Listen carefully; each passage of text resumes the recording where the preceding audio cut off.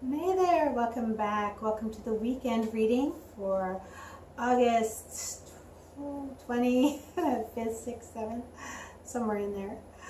I'm going to do a couple things. I'm going to do my standard reading with the Psychic Tarot of the Heart, draw some cards for the weekend. I also picked up recently this Magic of Flowers deck, and it is a beautiful, amazing deck. It has a lot of information in it, and it is pulling in information and contextualizing it in a way that is different from other decks I've seen. And so I figured the best way to really get familiar with it is to do it in conjunction with things already known. So I do have the cards, I do have the book, and today I'll probably read a little bit from the book and then apply my clairvoyance in the context to relate it to everything else that's going on, and I suspect it'll fall in beautifully. It is a little different than what I usually do, but there's nothing wrong with learning. There's nothing wrong with admitting that you are a learner and a student and a novice in a certain area and an expert in others.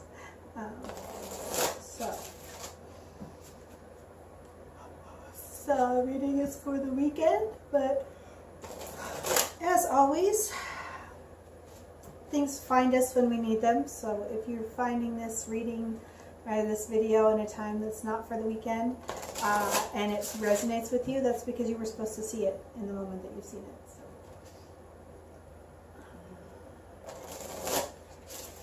All right. Some cards for this weekend.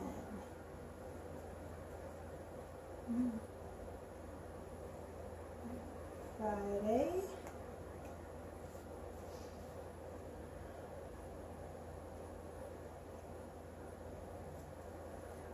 I think there's two cards here.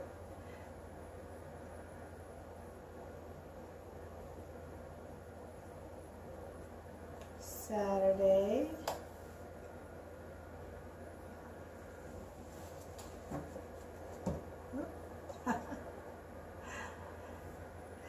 And Sunday.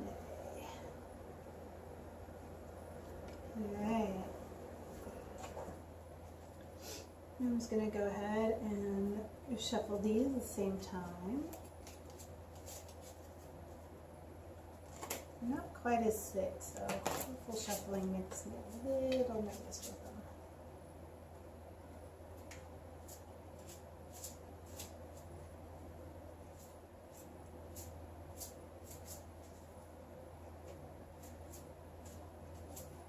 Ooh. See here.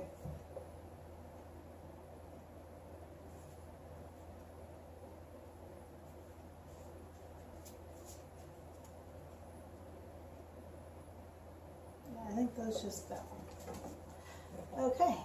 Sometimes cards pop out that way, but that's not what I was sensing on that. Okay, so for Friday, we have listen. We've seen this card several times just in this deck. And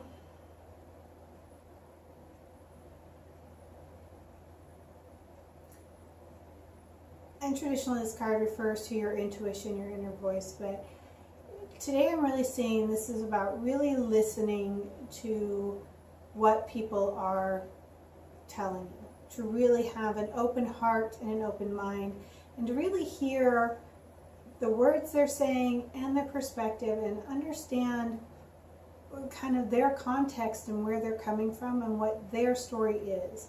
Really listen to it instead of prejudging or deciding or knowing how you're going to handle it. Listen, and you don't even have to really have a response for them. It doesn't have to be a discussion. It doesn't have to be a power struggle of whose perspective is right. It's just really about connecting and hearing and being present with them and listening to their perspective, and accepting it as that's their perspective. That's their truth in this moment.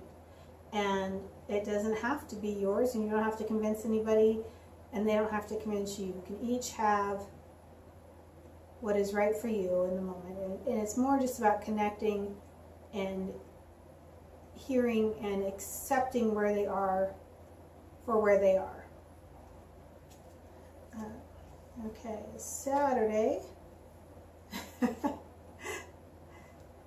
Saturday we have observe. Listen, observe. And it's interesting because oftentimes this is about observing what's going on around you, and they're telling me, or I'm getting really strongly the picture of this is about observing yourself, observing how you react and interpret and are affected and less affected, but just observing how you react to certain information, certain people, certain situations. And, trying to observe it from a neutral third-party standpoint of not being the one that's acting, but watching yourself being the one that's acting and seeing if that's really reflective of who you are in this moment, or if you are still living out old habits, muscle memory, so to speak.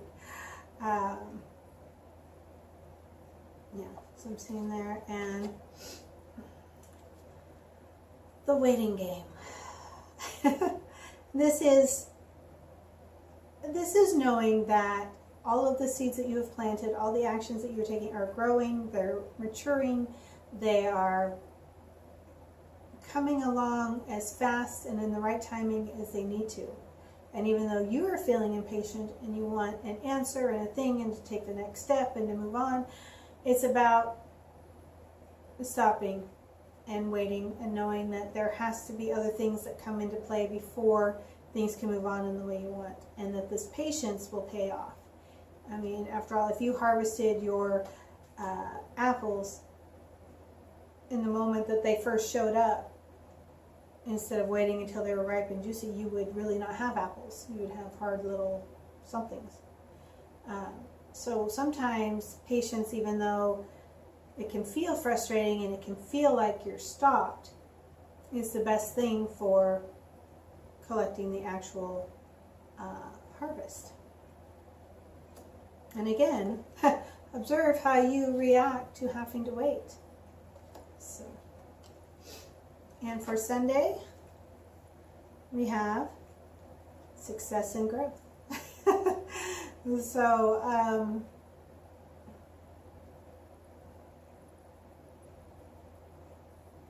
I see this as more of an energy of things that, kind of the next layer of energy you're stepping into.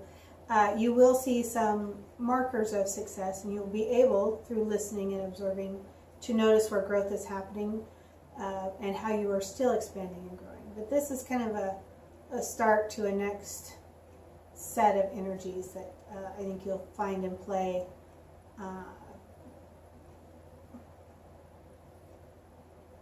5-6 weeks, where you really can notice, oop, I changed in that way, I've grown, or oop, I had success in doing that.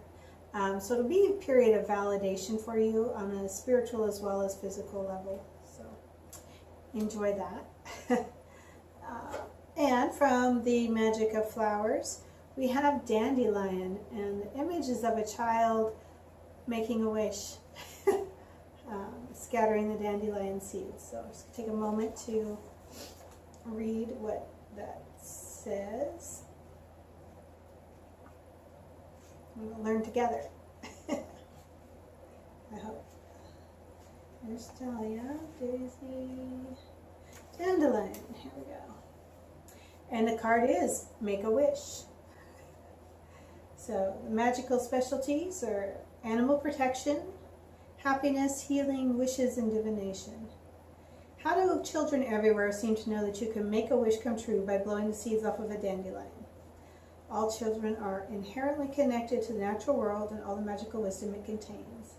But even if you don't blow the seeds off of a dandelion, simply envisioning the flower, either in blossom or fuzzy seed scenario, tuning into its energy can help align you with the energy of what you desire.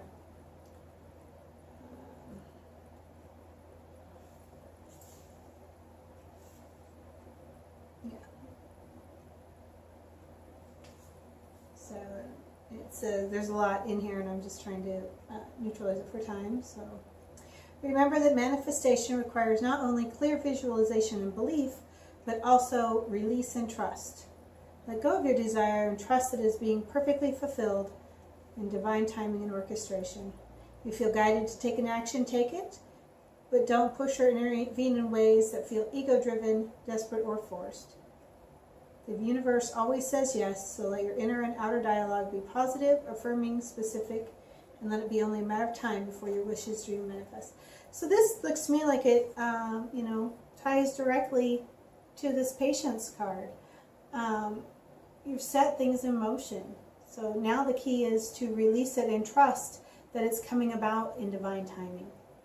And that is often hard. We want to make effort. We want to take steps. We want to know that we're in control. We're never in control. We always have the choice of how we act and react, but control is a myth, in my opinion, my humble opinion. So take that for however it fits with you. Make your wish and let it go and let it come to you in divine timing. So there you go. That's the weekend reading. Thank you for joining me, and we'll see you Monday for daily reflection. And I hope to be rested, rejuvenated, and have enjoyed saying farewell to summer while camping this weekend. So I hope you have a similar fun time, or at least a self-connected time. Be blessed.